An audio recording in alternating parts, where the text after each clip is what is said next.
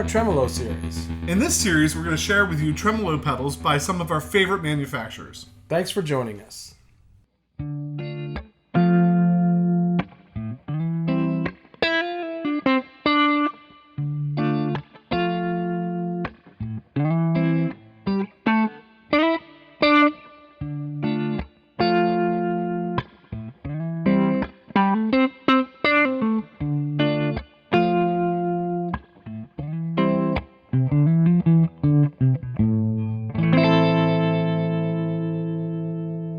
Today we're looking at the Guyatone Vintage Tremolo from their Flip series, and it was sent to us by a very special friend.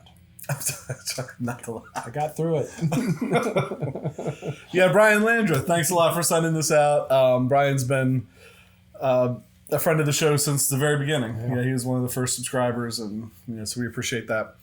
And he actually sent it so we could do a comparison video between it and the Cesar Diaz Tremodillo, which, if you're watching this, that video is probably already out because that should come out first. And we figured, well, why it's here and it's a tremolo, let's add it to the Tremolo series.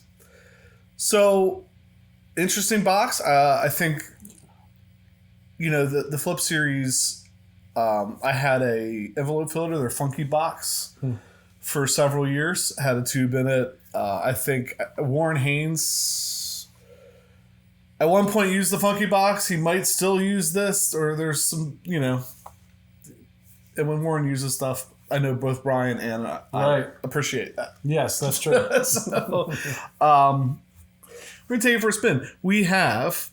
Let's get right into the features. Yeah.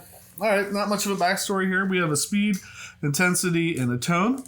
And then we have a fast and a slow knob, and we have a normal and a emphasis. And for the purposes of the clip that played before us, that was how it was set right there. Yeah, exactly like that. So, reference time? Yes, the Revolta Mondata 8 through the Fender Hot Rod and the Tyler JT22.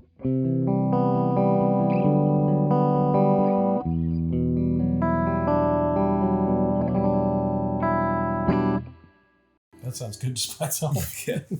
Hot Rod should be in your left ear. Tyler should be in your right ear. We'll hard pan both of those the whole way because this does do that kind of ping pongy thing. It does. We like that. We do. We're not gonna. Not gonna lie about it. If you want to hear it in mono, go back and watch the Diaz versus the Flip. That's right. Because that will be in mono. All right. Because it's mono. Terrible. Yeah, usually. How do you want to approach this one? Should we start with... Well, they've heard that. Let's start with the intensity. Okay. Do we want to go like in the normal? Let's do that. Let's start with intensity, normal. We'll leave it kind of up so you can get a sense for how fast it is once you start to play. Run that knob both ways, and maybe I'll flip it down to the emphasis and run the knob. We'll just do that knob on both. I'm assuming this is the original switch. It's a kind of a soft switch. It's nice. Mm-hmm. Yeah, I don't remember the funky box being a soft switch, but it's been a while. Maybe Uncle Brad modified it. Who knows? I derailed everything you were trying to do. Sorry. No. When I went to put the switch, I was spinning. Just waiting for you to play.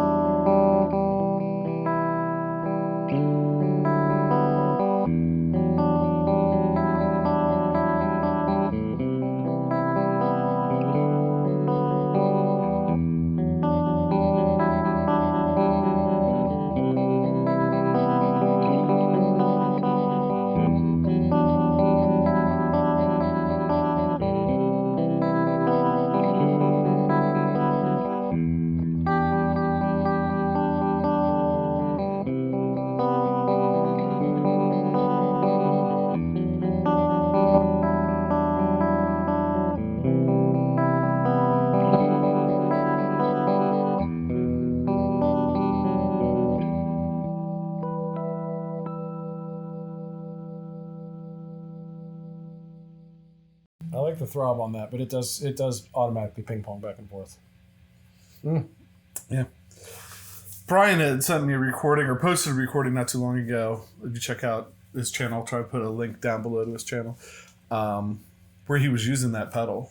And I remember commenting right away, like, that tremolo sounds great. It does What is sound it? good. Send it to us immediately. The normal and the normal, when I rolled the normal all the way down, I tried to turn it on and off just to see If it was adding a little movement or it was there, right? right. Yeah. Which I think it was adding a little bit, but I wanted to see, like, how does that tube warm up? Yeah. There's some pedals like the Caesar Diaz, when we plug it in, we always feel like, yeah, there's like a warmth that comes out of that Right. pedal. So I was looking for that. Going to the modified, the emphasis. I thought this would be like a sine wave to like a square wave, but I don't think it is. I think it's just the sine wave gets deeper. Mm-hmm. It's kind of like you have from here to here on the depth knob, and then emphasis allows you to keep going. It goes to 11. Right.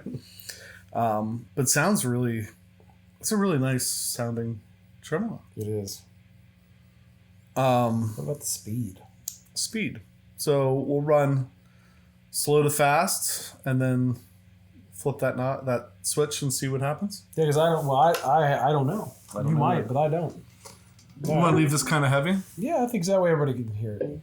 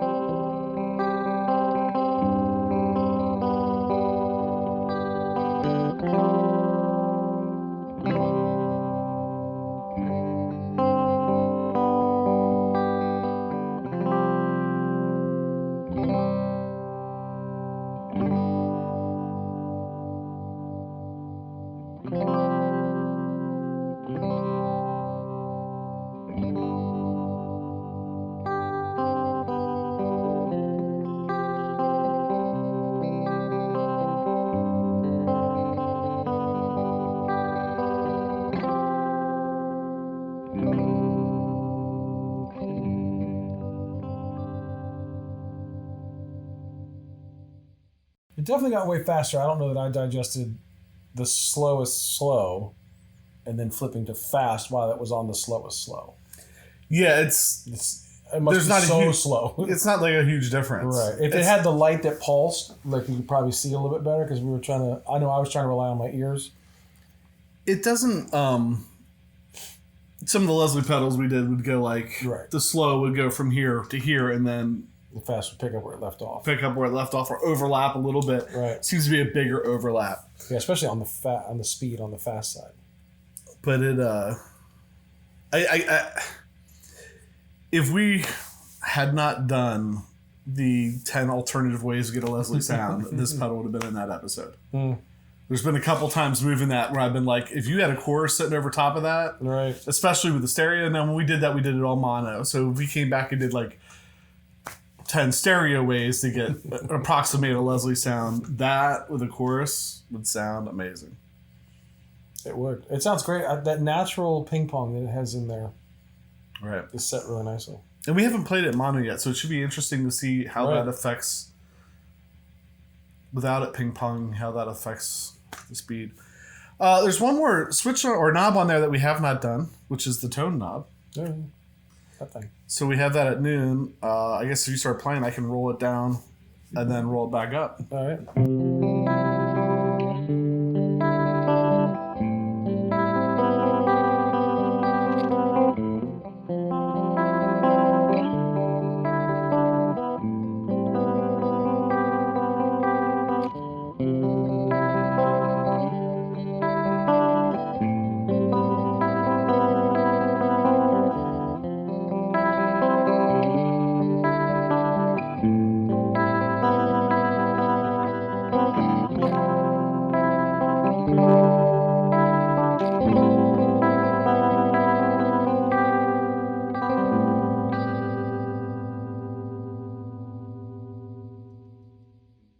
I don't know if it's the show or just whatever, but I used to like everything so low, bassy, low mid. But when you got that close to the top of the tone, it really sparkled. It really cleaned up the low end. I don't know.